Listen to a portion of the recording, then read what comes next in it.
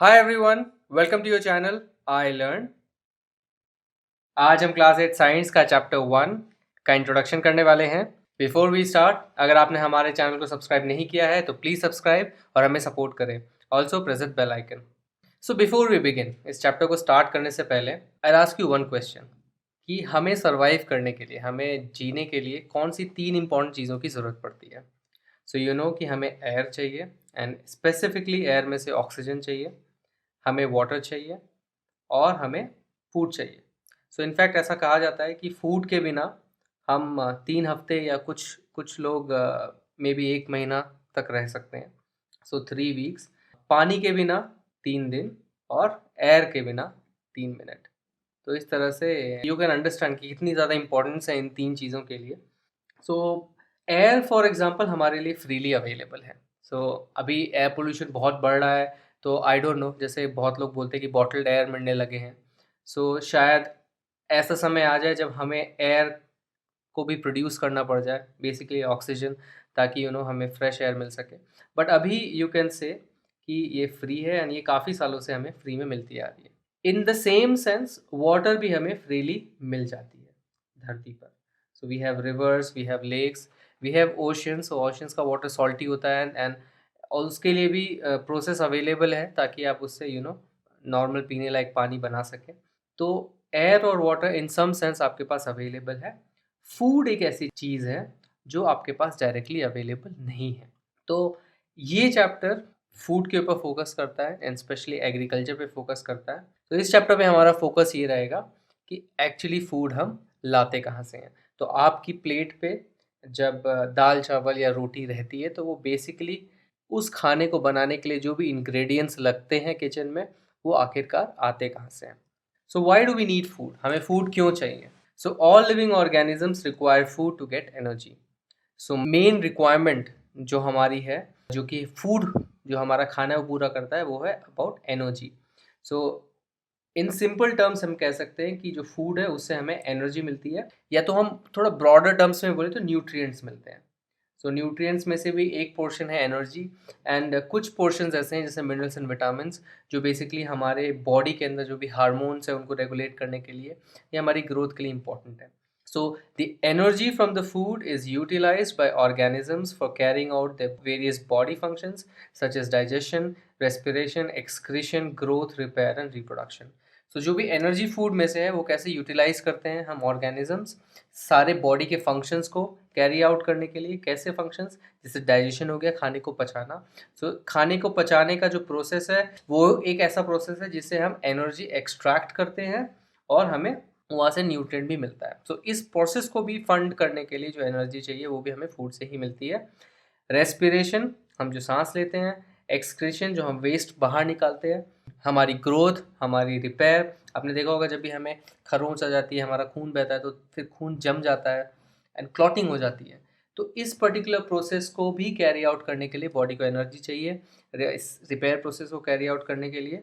And ये energy भी हमें फूड से मिलती है और हमारे रिप्रोडक्शन के लिए। सो ऑल लिविंग ऑर्गेनिजम्स का one of the main reasons क्या होता है कि हम अपनी स्पीशीज़ का प्रोपोगेशन आगे करें, हम अपनी स्पीशीज़ को दर बदर साल जो है आगे बढ़ाते जाए, एंड हम इसलिए रिप्रोडक्शन करते हैं। सो इस सब चीज़ों के लिए हमें एनर्जी चाहिए जो कि हमें फूड से मिलता है। So ultimately it is very very important कि हमारे पास फूड होना चाहिए, एंड इसीलिए इस चैप्टर में हम पढ़ेंगे कि फूड एक्चुअली आता कहाँ से है। So how do we get food? So food हमें मिलता कैसे है? सो हम सारे लिविंग ऑर्गेनिजम्स की बात कर रहे थे। सो अगर हम सिर्फ प्लांट्स पे फोकस करें, तो plants can make the food themselves. They make food by a process called photosynthesis, where they use energy from sunlight, carbon dioxide from air, and water from soil to create food.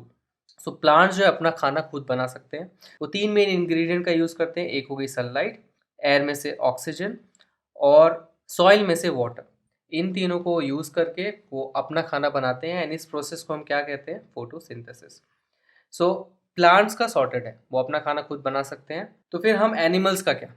And animals में हम खुद humans भी included हैं।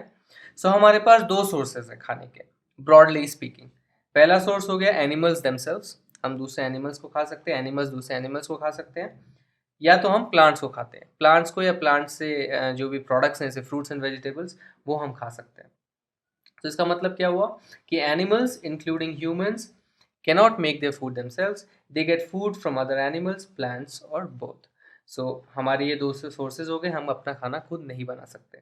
So basically हम किस पे dependent हो गए, या तो दूसरे एनिमल्स या तो दूसरे प्लांट्स पे. So इस पॉइंट से हमारा चैप्टर स्टार्ट होता है. नाउ थोड़ी सी हिस्ट्री आपके इस पर्टिकुलर चैप्टर में बताई गई है कि पहले ज़माने में तो हमारे जो खाने के सोर्सेज हैं वो फिक्स हो गए. सो हमें जो है खाना मिलेगा एनिमल से, दूसरे एनिमल से, और हमें मिलेगा दूसरे प्लांट से. सो बहुत पहले ज़माने में, आज से करीब 10-11 हज़ार साल पहले या उससे भी पहले, नोमैड्स हुआ करते थे. सो नोमैड्स कौन थे? नोमैड्स वो people who wandered in groups from place to place in search of food and shelter. They mainly hunted animals and gathered fruits and vegetables for food. They were also called hunter-gatherers. So जो nomads थे वो ऐसे इंसान थे जो घूमते रहते थे, ग्रुप्स में घूमते रहते थे, अपने उनकी ट्राइब होती थी, कस्बे होते थे, और वो प्लेस टू प्लेस घूमते रहते थे. किसकी तलाश में? फूड की तलाश में. और उनके दो सोर्सेज होते थे. वो क्या करते थे? या तो हंट करते थे एनिमल्स, या तो फ्रूट्स एंड वेजिटेबल्स को गैदर करते थे. और शेल्टर की तलाश में भी, आज ये केव हुआ एंड मान लीजिए उस केव में कुछ डेंजर आ गया या आसपास वाइल्ड एनिमल्स बहुत बढ़ गए, तो वो फिर उस जगह को छोड़ के चले जाते थे दूसरी जगह इन सर्च ऑफ शेल्टर. ऐसा भी हो सकता था कि उस जगह फूड उनको नहीं मिल रहा हो, तो फिर वो इन सर्च ऑफ फूड दूसरी जगह जाते थे. सो क्योंकि वो इतना ज़्यादा एक जगह से दूसरी जगह जाते थे एंड हंटिंग एंड गैदरिंग ही करते थे, उनको हंटर्स एंड गैदरर्स भी कहा जाता था. सो इनफैक्ट अगर आप बुक्स पढ़ेंगे और वहाँ पे अगर मेंशन हो वर्ड हंटर गैदरर्स, तो इसका मतलब है हम नोमैड्स की बात कर रहे हैं. एंड इस तरह की लाइफ को जीना, जिसमें कहते हैं कि आप एक जगह में टिके हुए नहीं हैं, एक जगह से दूसरी जगह जाते ही रहते हैं, इसको नोमैडिक लाइफस्टाइल कहते हैं.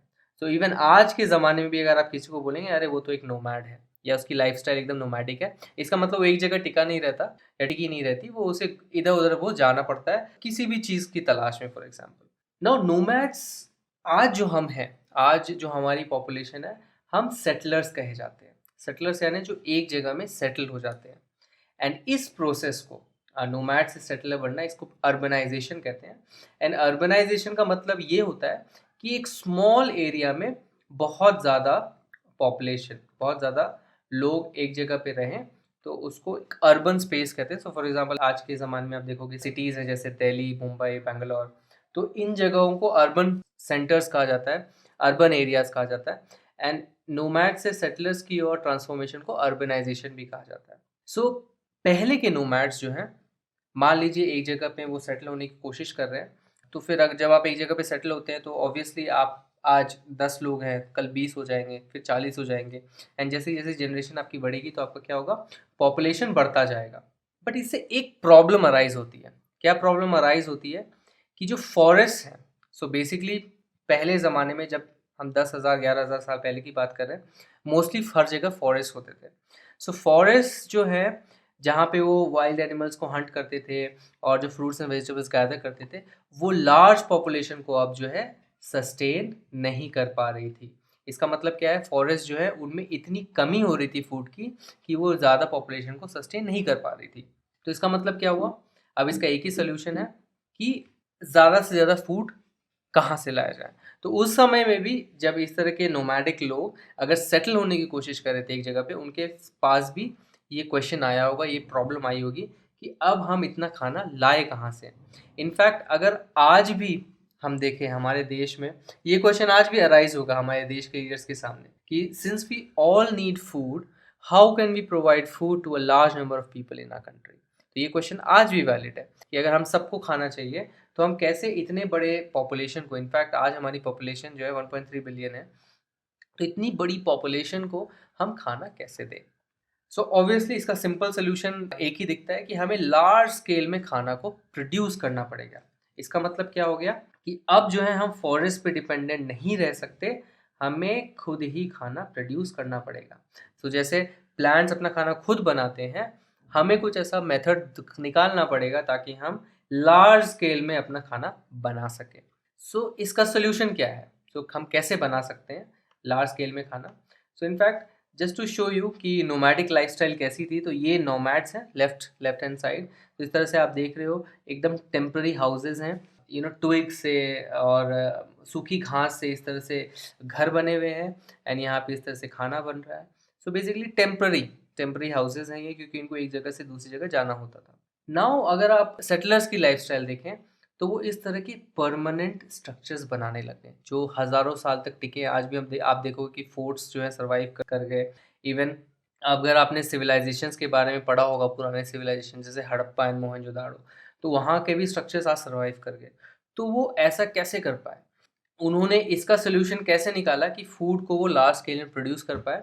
तो उसका उन्होंने सोल्यूशन निकाला एग्रीकल्चर से। तो उनको सोल्यूशन कहाँ मिला? एग्रीकल्चर में।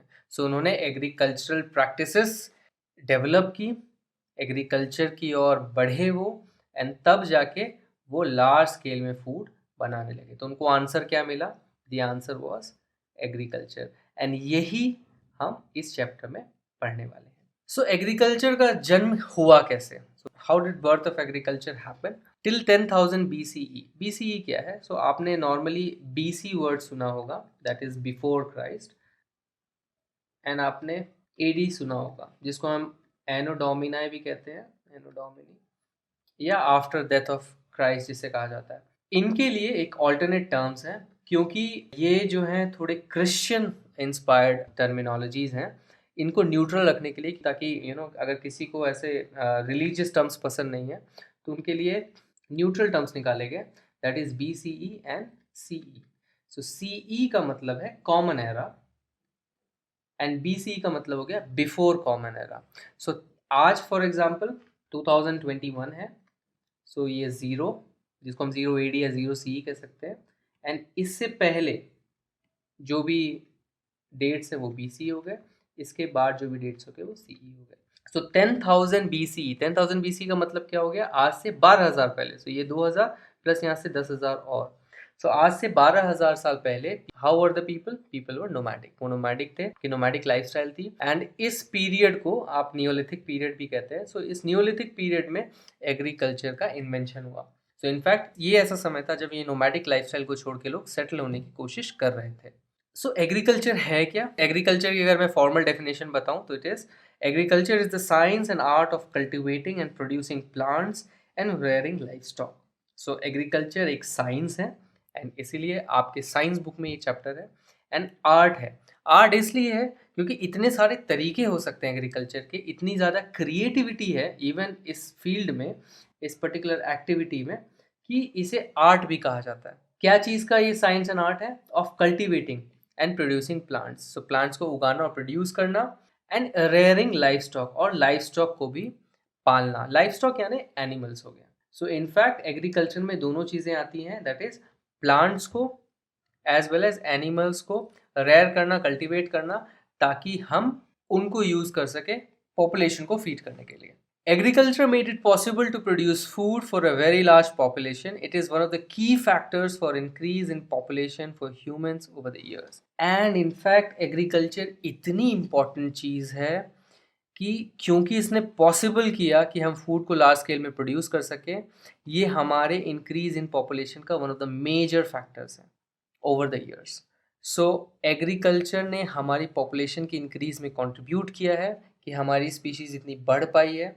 सो अगर आप देखें, प्लांट्स इतने ज़्यादा सक्सेसफुल है इस अर्थ में, एंड प्लांट्स के बाद आई थिंक अगर आप इंसेक्ट्स या माइक्रो ऑर्गेनिजम्स को छोड़ दें तो अगर कोई स्पीशीज सक्सेसफुल है इस धरती पे तो वो हम हैं। And I think the main reason इसका ये है कि हम अपना खाना बनाना खुद सीख चुके हैं, खाना उगाना। सो खाना हम कैसे उगा रहे हैं? Through agriculture. एंड एग्रीकल्चर में cultivating and producing plants as well as rearing livestock, animals को भी रेयर करना, पालना, ताकि हम उन्हें खा सकें, इसको भी एग्रीकल्चर कहा जाता है। सो नाउ अब आपको पता है कि हम एग्रीकल्चर को क्यों पढ़ रहे हैं। सो इस चैप्टर में हम किन किन टॉपिक्स को कवर करेंगे? हम कवर करेंगे basic types of crops, crops क्या होते हैं, उनके क्या टाइप्स हैं, agricultural practices, agricultural practices specific to crops, crops को उगाने के लिए क्या एग्रीकल्चरल प्रैक्टिसेस हैं, सारी एक्टिविटीज़ को हम डिटेल में पढ़ेंगे, क्या टूल्स और मशीन्स यूज़ की जाती हैं, एंड इनफैक्ट यहाँ पे आपका साइंस बहुत बड़ा कॉन्ट्रीब्यूटर है। सो यहाँ पे जैसे जैसे साइंस प्लस टेक्नोलॉजी, इनफैक्ट अगर आप हिस्ट्री पढ़ेंगे साइंस एंड टेक्नोलॉजी की। सो ये डायरेक्ट कंट्रीब्यूटर रहे हैं फार्मिंग या एग्रीकल्चर में। तो जैसे जैसे हमारा साइंस का प्रगति हुआ, जैसे टेक्नोलॉजी बढ़ी है, इस तरह से टूल्स एंड मशीन्स बढ़ते गए हैं। एंड इनफैक्ट पहले ज़माने में, हम इस पर्टिकुलर चैप्टर में पढ़ेंगे कि कैसे हम हल जोता करते थे बुल्स का यूज़ करके, एंड आज जो है हम ट्रैक्टर का यूज़ करते हैं, एक ड्राइवर चलाता है। एंड बुल से हम गए ट्रैक्टर्स पे, जहाँ फार्मर्स ट्रैक्टर्स को ड्राइव करते हैं। और आज हम किस और बढ़ रहे हैं कि ऑटोमेटिक मशीन्स, मतलब इनको ना कोई ड्राइवर चाहिए, बस उनको आप खेत में छोड़ दीजिए और वो अपने आप जो है पूरी खेती करते रहेंगे। सो हम इस पर्टिकुलर जोन में ऑलरेडी आ चुके हैं, ऑलरेडी सारी कंपनियां इस चीज़ को बनाने की कोशिश कर रही हैं। तो यू कैन क्लियरली सी कि एग्रीकल्चर में साइंस का डायरेक्ट इन्वॉल्वमेंट है। एंड हो भी क्यों ना, कि जब हमारी पॉपुलेशन को बढ़ाने में एग्रीकल्चर का सबसे बड़ा हाथ है, तो जो साइंस है, जो जिसका काम भी है कि हमारी सिविलाइजेशन को आगे बढ़ाना, वो एग्रीकल्चर में कंट्रीब्यूट ज़रूर करेगा। एंड ऑफ कोर्स हम एनिमल हस्बेंड्री के बारे में पढ़ेंगे कि हम कैसे लाइव स्टॉक को रेयर करते हैं। So that is rearing live stock. So in fact agriculture जो है, दिस पर्टिकुलर पार्ट जहाँ पे हम सारे प्रैक्टिसेस को जानेंगे, ये मेनली फोकस करेगा क्रॉप्स पे, प्लांट क्रॉप्स पे। एंड देन एक छोटा सा सेक्शन हम पढ़ेंगे एनिमल हस्बेंड्री के बारे में भी। Thanks for watching this video. अगर ये वीडियो आपको पसंद आए तो इस वीडियो को एक लाइक दीजिए, अपने कमेंट्स और फीडबैक्स कमेंट सेक्शन में लिखिए, और हमारे चैनल को सब्सक्राइब कीजिए। आप हमारे चैनल को सब्सक्राइब इस गोल लोगो पे क्लिक करके सब्सक्राइब बटन दबा के कर सकते हैं। इस बेल आइकन को भी प्रेस करना ना भूलें, ताकि हमारे सारे वीडियोस की नोटिफिकेशन आप तक जल्द से जल्द पहुंचे। इस चैप्टर के अगले टॉपिक्स के लिए स्टे ट्यून्ड। Bye bye.